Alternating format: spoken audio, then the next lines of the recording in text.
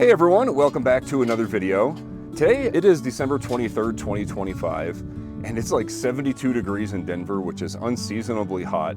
And even up here on the mountain, it is like 50-something degrees. So I decided to come up here, get away from the house, do some prospecting.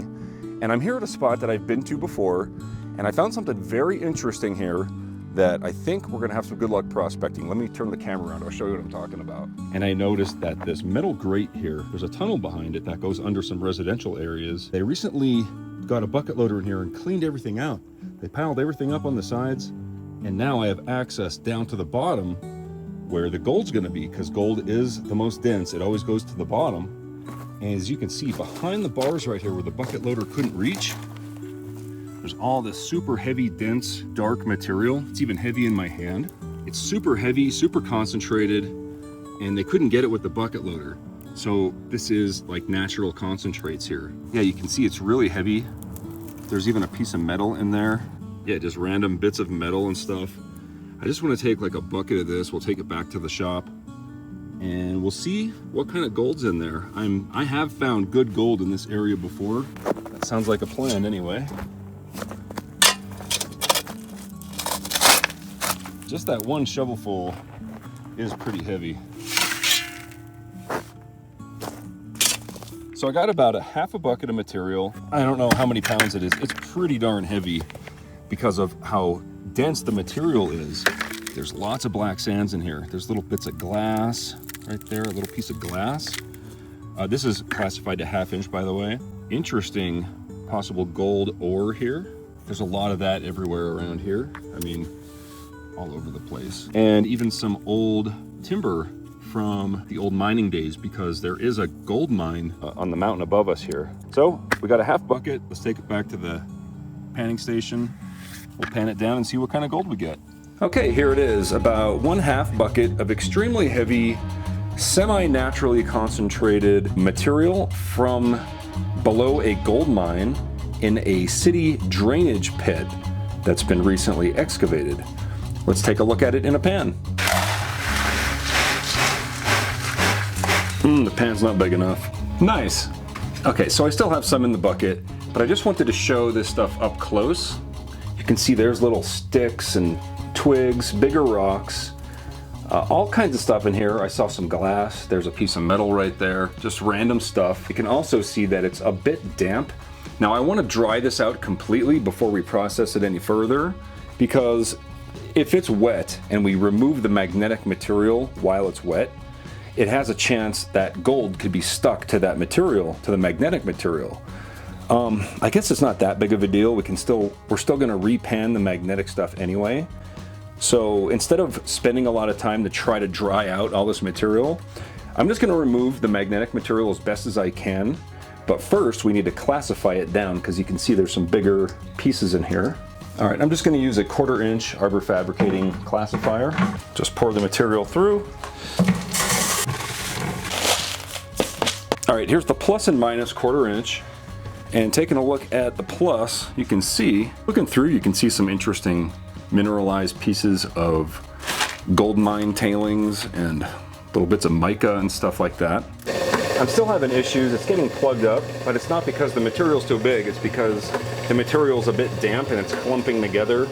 This is the first time I'm trying to run damp material through this. I mean, it's still working. You can see the magnet bringing over the magnetic material to this side. This machine is great though when you have dry material. As you can see, it just automatically separates that black sand. One more thing while I'm thinking about it, I'm not expecting to find a whole bunch of gold, because this is only 1/2 bucket of unprocessed material here. So if we find a flake, I will be very happy. If we find, 2 flakes, I will be surprised. Let's put it that way. Stupid thing. I figured out a solution to the problem with the funnel. I'm just using a bigger funnel. The problem with that is I'm not getting 100% magnetic material removal, but I am removing a lot of it, as you can see. And that's okay, because once we run all this material through the sluice box is going to pick up all that heavy material anyway. And if we really need to, we can dry out the sluice box concentrates and remove the magnetic material from that. Okay, so at no fault of the machine, you can see that there's still lots of black sand remaining in there, and that's no fault of the machine. That's because I ran the material too fast using a bigger funnel. The correct way to do it is to dry everything out, make sure it's dry, and run it through the smaller funnel that comes with the kit.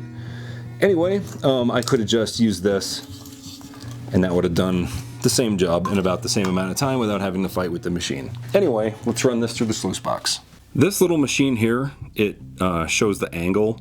I use it for my table saw, but I also like to use it for my sluice box. And as you can see, we're at 8.3 or whatever. I have it set to 8 degrees over here, and we're good to go.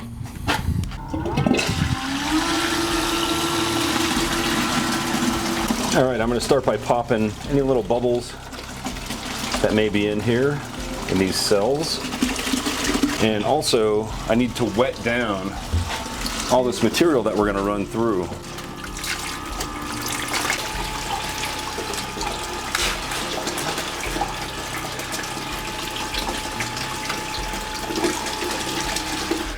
Okay, I have all of the concentrates from the sluice box here in this metal pan.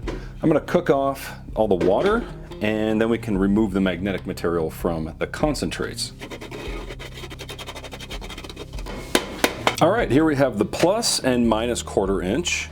We will pan that stuff first because I'm pretty sure there's no nuggets over there. This is the magnetic material. You can see it's all very dark and heavy, and this is the sluice box concentrates. It's still warm from being dried out, but I'm pretty sure there's still some magnetic stuff in here, so that's going to be the first step. We're going to go ahead and remove as much magnetic material as possible.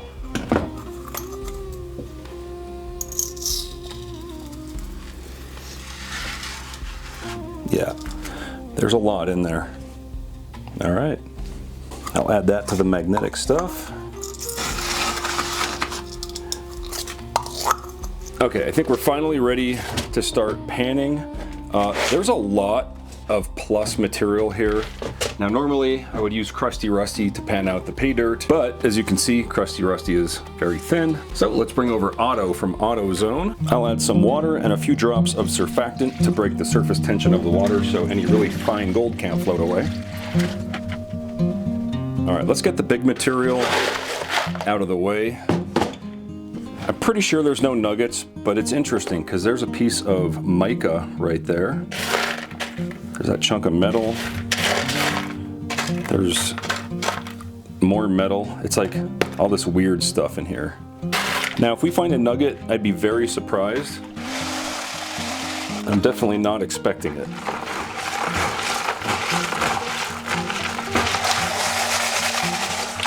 All right, I'm gonna finish this and I'll let you know if I find anything. Here's an interesting piece of mineralized quartz right there. I don't see any gold in it though. All right, that's the end of the big material, and nothing but, I mean, you know, little pieces of iron, no gold. All right, next we have the minus 1/4 inch. No gold. Every pan has a couple pieces of rusty metal. All right, I just finished panning the minus 1/4 inch material, and for each pan I left a small amount in the end, like the concentrate, and that way if there was gold in it we'd see it right now. And I actually found maybe 10 or 15 colors here, a couple flakes, a couple pieces of flour gold. And the reason we're finding that small gold on the bigger material is because this gold was actually stuck to these bigger pebbles. So we didn't find any nuggets or pickers, but we found this that was stuck to the rocks. All right, I'll grab that with the snuffer bottle, and then we can start panning the actual good stuff. We're gonna pan the magnetic material 1 spoonful at a time, just to see if I grabbed any gold with it. All right, I'm not seeing any gold in the magnetic material, so that is a good thing. This is the sluice box concentrates, and I'm hoping that we find some gold in here. I'm pretty hopeful because we did find gold in the bigger material that was stuck to the rocks, so I'm thinking that we might find some decent gold. And remember, it's only 1/2 bucket. So whatever we find, yeah, there's a piece of gold right there. All right. One little tiny microscopic piece of gold in that first spoonful. That actually panned off pretty easily, so let's just pan it all, see what happens.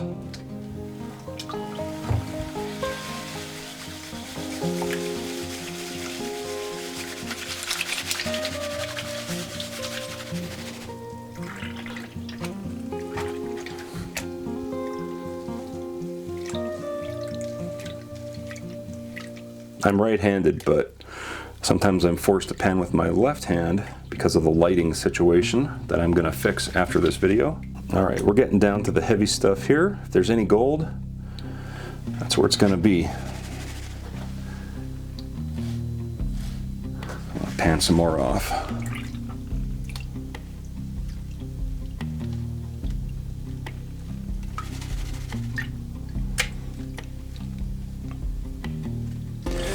Okay, now I'm just going to spin it back in the pan. See if I got any gold here. I'm hoping we do. Yeah, I see a flake already. I see one flake.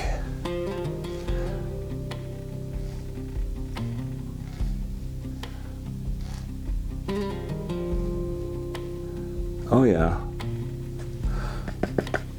Zoom in a bit. You can see right there some flour gold at the top, plus the other gold that we have in the snuffer bottle. Let me just grab this with the snuffer. Try to recover everything from here. There's a couple pieces of flour gold here. All right, let's pour it out and talk about it.